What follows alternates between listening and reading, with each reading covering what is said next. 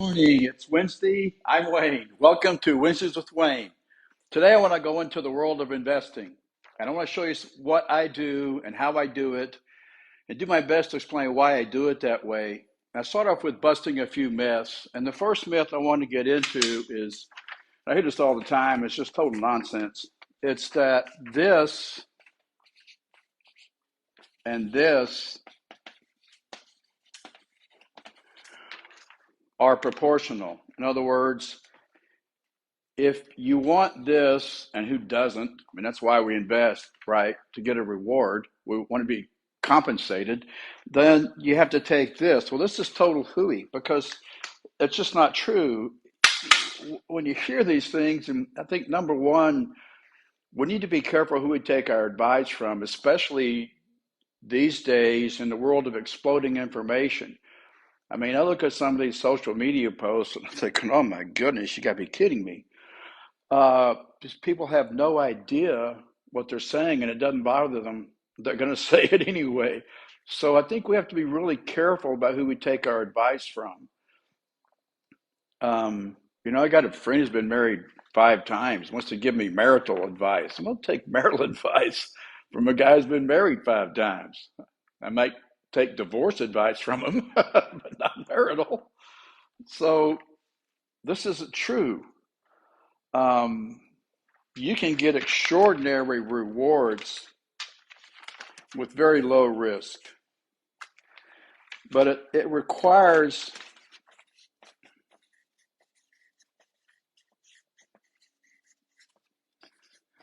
financial education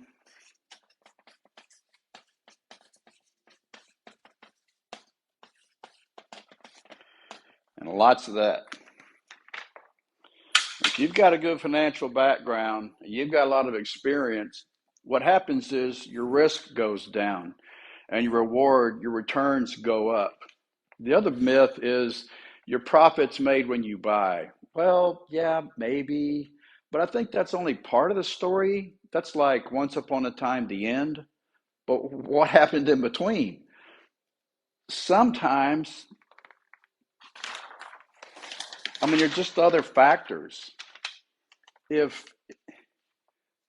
if the market's screaming up like it was in 2021 and 2022, interest rates were suppressed, historically low, made property a lot more affordable.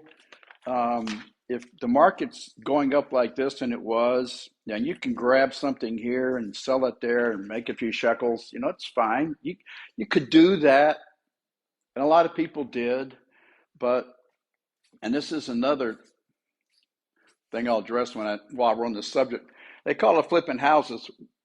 Well, this term is also misused to a huge degree. Typically, historically, when we use the word flip, we would put the property under contract, never close on it, and sell the contract. That's how you flip a house. A lot of these flippers are buying them, rehabbing them, and reselling them. That's not a flip. That's remodel, but they call them flips.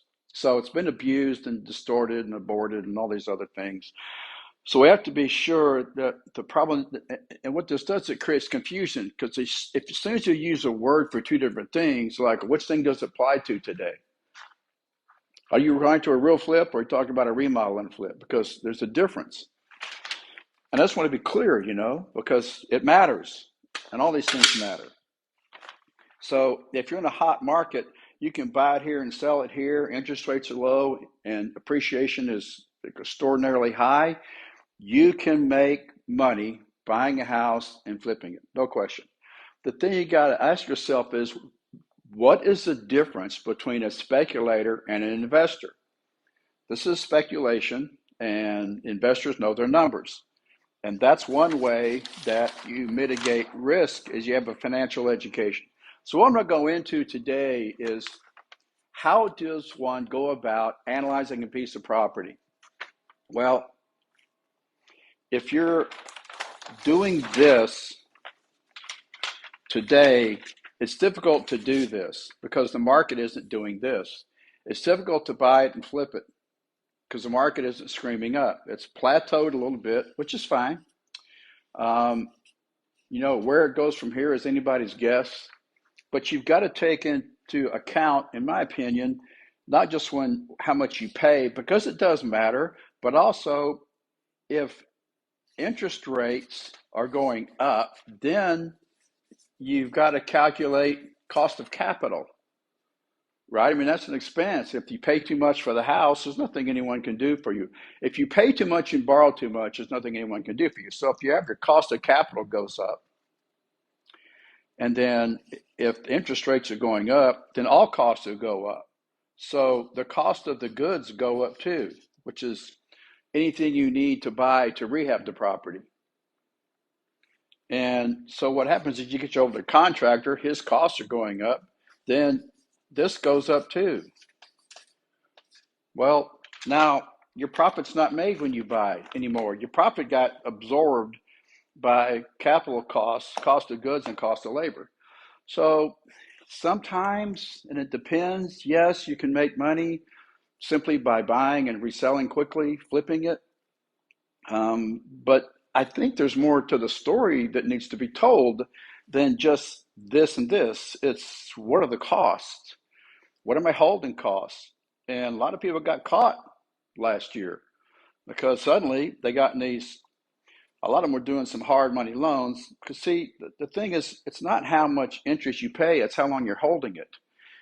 I don't have a problem with hard money loans, 10, 12. I borrowed money at 18% before, but only had it for 90 days. So when you talk about percentage, most people talk about it in terms of percent per annum. So if you're holding it for a year and you're paying 18%, yeah, you're going to get hammered. You better have some really good returns because you're paying a lot for capital. But if you're making, if you're doubling your money, you make 100%, and and your cost of capital is 18%. Well, who cares? So the answer is usual. It depends. So what I want to go in today is, first of all, these myths. Your profit's made when you buy it, maybe. It's also made when you improve. So if you can take a piece of property and add value to it and improve it, that's another way to do it. And it's the way I've typically done it. But to do that, I'm looking for something very simple. And to me, the whole purpose of a business and real estate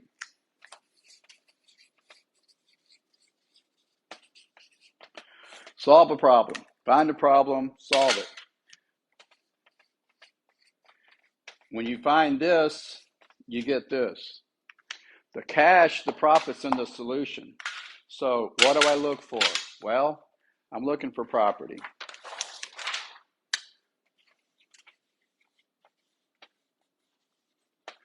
What do I want? I want a problem. Right? Answer is yes. Problem seller, problem property. Problem seller, problem property. So we want distress. Financial distress, maintenance, repairs, abuse, neglect, whatever. So in here is the opportunity. So this is what I say, getting rich is a point of view. Some people look at these fixer-uppers and they go, keep looking, keep looking. I'm like, no, hold on a minute. I think we're in it. This is it. This thing's a mess. It's a mess. I like it. And so if you're going to do that, then you got to be a good problem solver. You got to know your costs. You got to know your numbers, as with anything else. So typical investors want to know, they have what I've boiled down to roughly 13 questions. And the 13 questions are, how much goes into the investment? And then when does it go in? Does it go in at acquisition? Does it go in over periodically over time? In other words, do I have to feed it? Do I have to put money into the deal? Because rents fell short or expenses went up or rates increased. I was on an adjustable rate and it adjusted, whatever the reason is. And then at disposition. And So do I have to pay to get rid of it? Am I writing a check to unload this dead dog loser that I bought at the wrong time and paid too much for and thought was a deal and rates went up and I got hosed? Well, yeah, sometimes, sure. It's called investing. So how much goes in when? Initial investment, periodically, or at disposition? And then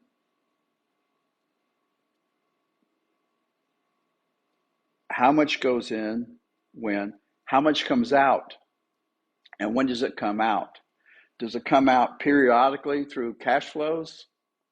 Or does it come out at sale, disposition, or reversion? So how much goes in when? How much comes out when? What is my return? And what is my risk? And the last one usually is who takes it? I mean, who's on the risk? Who's on the hook for this thing? Who who's taking the risk? So this is what I use, and this is called the T-bar, and it's got a lot of different functions, a lot of different things you can use this for, and I'll explain that to you at the end. So let's just answer the questions, and this thing has 5 components to it, and as you know, if you've got, well, I'll go into it, but you should get one of these. If you're going to invest, get yourself an HP 10B2 right there, right here. Get yourself an HP 10B2 calculator. These things are really cheap. It's amazing how inexpensive they are compared to how much work they do. And these things are awesome. But you know that if you're calculating a mortgage payment and you have the sales price, you have the LTV or the loan to value, the down payment, you have the loan amount, the interest rate, and the term, you can solve for payment. So if you have 3 of the 4 criteria, you can always solve for the 4th one. So again, if you have the loan amount, the interest rate, and the term, so you have a 5-year fixed, 30 years for $500,000, you can calculate the payment. If you have a payment, you know, like you're running a budget, you know, okay, I can afford $5,000 a month, principal, interest, and then you know that, and then you know your interest rate, and you know the term, you can calculate how much home you can buy, which is $500,000. So if you have 3, you can always solve for the 4th one. This is the same thing, only there are 5 components. If you have any of the 4, you can solve for the 5th one. So what we're going to go into are the components of this thing and how they work. So we'll answer these questions in order that we ask them.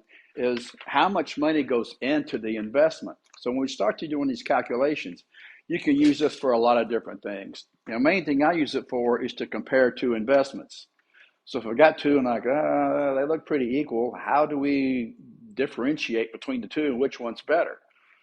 So this is, as you know, we're talking about now is opportunity cost.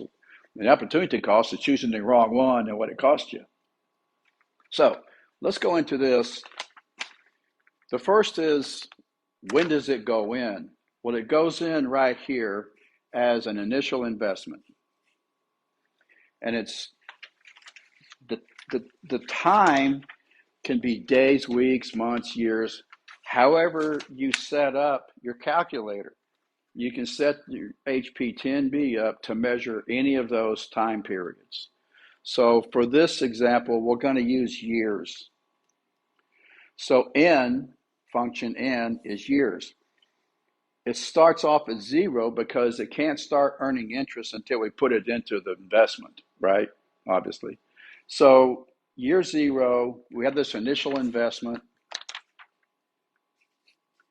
And this is money going into the property. And then the next question is how much goes in, and then you have your amount. When is the beginning as initial investment. This is the total cash you have in this investment. So that is the sum of, let's say you go into contract. you have option money check, you have earnest money check, and then you have option time, you're buying time. The time is different according to the project. If it's owner occupied and you love the house and you don't care what condition it's in, you do and hire an inspector. They do the inspection. They say there's some things that are wrong. They're not, no big deal. You go close. It's 7 to 10 days, no big deal. If you're buying something that needs work, the time frame is relevant to how much work it needs. The more work, the more time you need.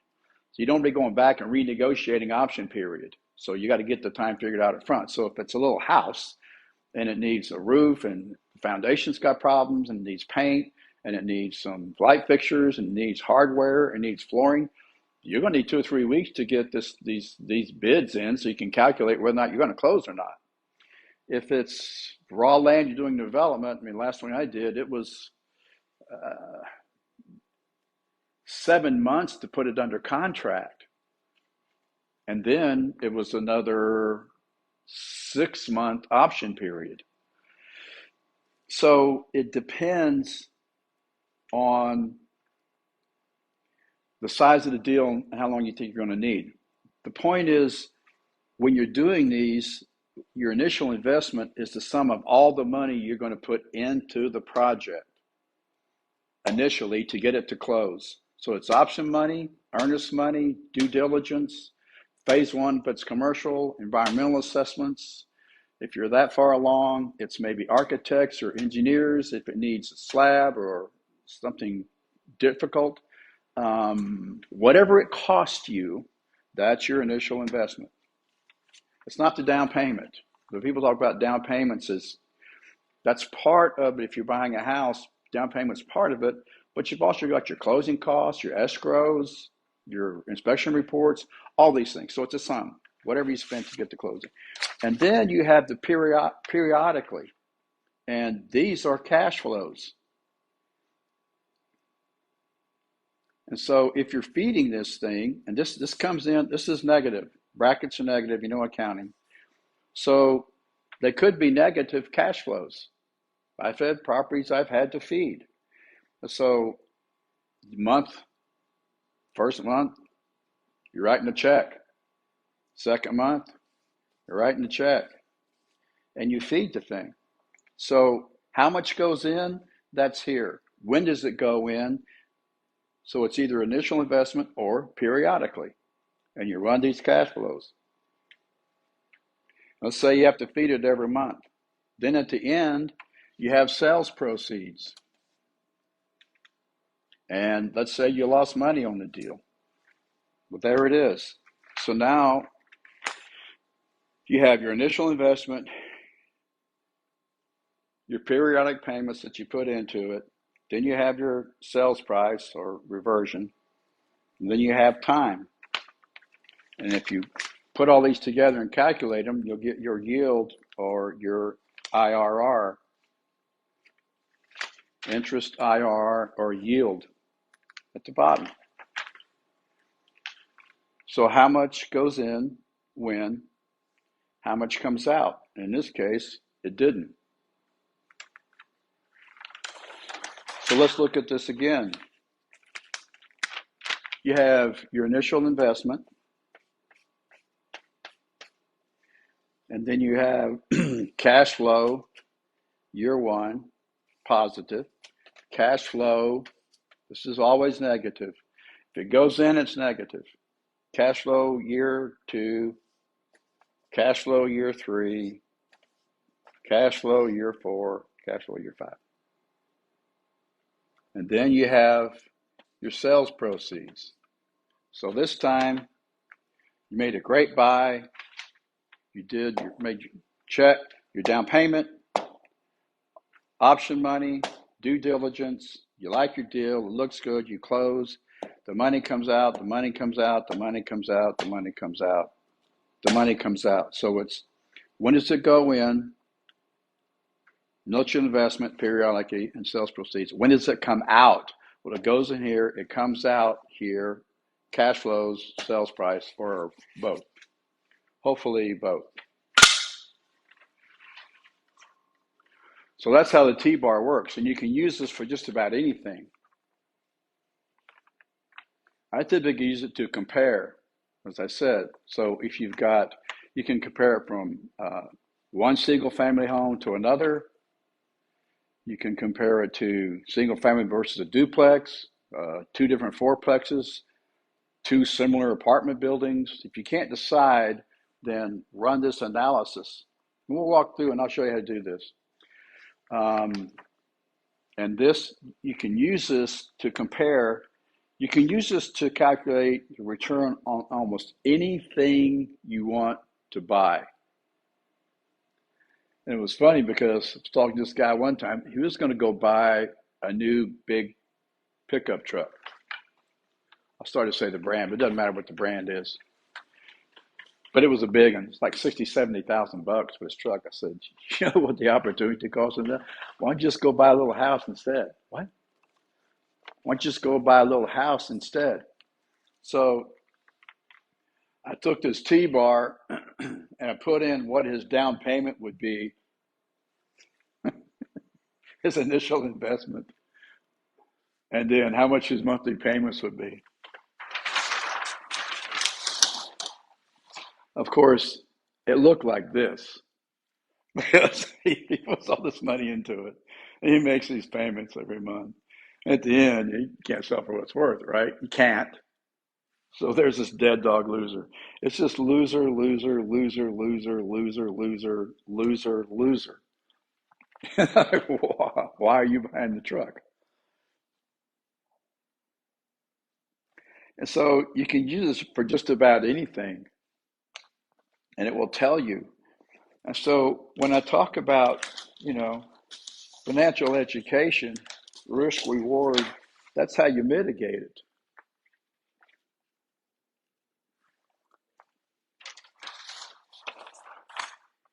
I have nothing wrong with brand new Ford. Okay, I said it. With brand new pickups. I have no problem with brand new automobiles. The question is who pays for it. So we're back to the investing 101, right? Fundamentals. When's the only time you ever borrow money? When someone else pays it back. So if you're buying brand new vehicles with after-tax dollars and you're making the payments, this is the recipe for financial disaster. So these are the things we go into and we'll continue to explore as we go through this process. Because if you don't have your LLC set them up. Because as I said before, the IRS discriminates. It rewards investors and business owners and it punishes savers and employees. So for example, if you have W-2 income, what's the first thing you do? You earn, right? What's the second thing that happens? You get taxed. What happens next? You get to spend the crumbs that are left over. But if you're a company, LLC, LP, C Corp, S Corp, however your accountant suggests you set it up, what happens is obviously you earn, but then what happens right here is you spend. And so here they save, so they can go on vacay, right? These characters take it here. The vacation's paid for by the company. These people save. Then they go buy these crazy new vehicles and pay retail and buy them off the lot, lose 25%, make these exorbitant high interest, high payments. The opportunity cost is incredibly huge. It's huge. But here, they get the autos here. And then on and on and it goes. I mean, this list is long. It goes and goes and goes and goes and goes. A list of things you can spend your money on. And then at the end, what happens is sometimes you get taxed, and the government, instead of you having the crumbs to spend, the crumbs get taxed.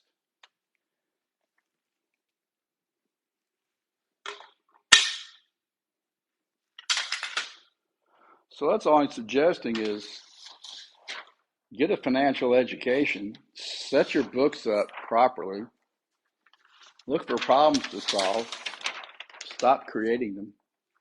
Remember, the money's in the solution. Be careful who you take your advice from,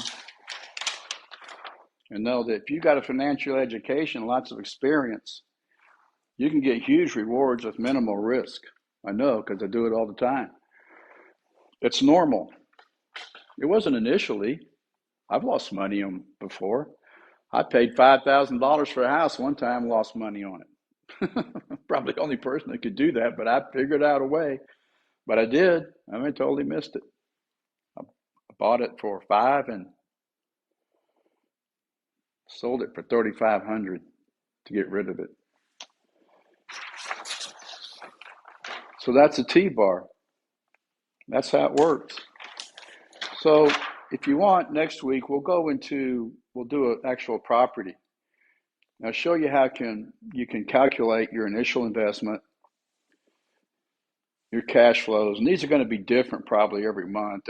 Very seldom are they the same. They're the same. My experience has been it's typically an aberration because you're going to have tenants that come and tenants that go, and you have vacancies, you're going to have credit losses, you're going to have all this stuff going on. There's always some kind of drama with this stuff. That's it. So that's how you use them.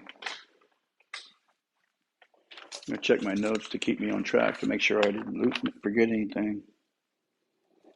That's it. Oh yeah. Buy the HP10B. So we're going to go through questions 1 through 10. That was it. When does it go in? How much goes in? When? How much comes out? When? And then next week we'll show you to calculate ROI. And I heard this term used a lot as well. And then I hear the answer, I usually cringe. Because people say,